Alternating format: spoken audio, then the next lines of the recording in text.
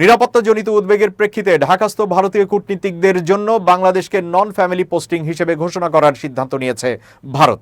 তবে ঢাকা, চট্টগ্রাম, খুলনা, রাজশাহী ও সিলেটে অবস্থিত ভারতের 5টি কূটনৈতিক মিশন পূর্ণ শক্তিতেই কার্যক্রম চালিয়ে যাবে বলে সংশ্লিষ্ট সূত্র জানিয়েছেন।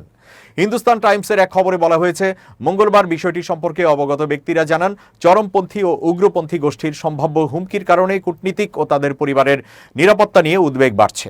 এই পরিস্থিতিতে সতর্কতামূলক ব্যবস্থা হিসেবে কূটনীতিকদের নির্ভরশীল সদস্যদের ভারতে ফিরে যাওয়ার পরামর্শ দেওয়া হয়েছে।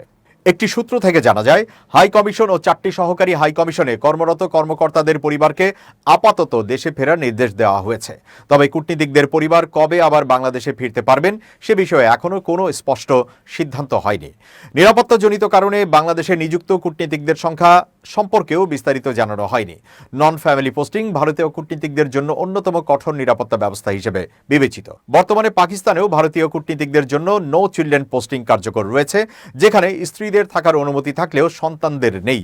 ভারতীয় পক্ষ বারবার বাংলাদেশের সংখ্যালঘুদের নিরাপত্তা নিশ্চিত করতে অন্তর্বর্তী সরকারের ব্যর্থতার অভিযোগ তুলেছে, যদিও ঢাকা এই অভিযোগ অস্বীকার করেছে।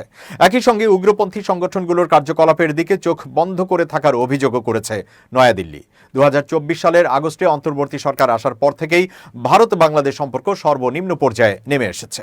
সাম্প্রতিক সপ্তাহগুলোতে বিক্ষোভের জেরে নয়াদিল্লি ও ঢাকায় উভয় দেশের কূটনৈতিক মিশনে নিরাপত্তা জোরদার করা হয়েছে। গত মাসে চট্টগ্রামে ভারতীয় মিশনের বাইরে বিক্ষোভের ঘটনাও ঘটে।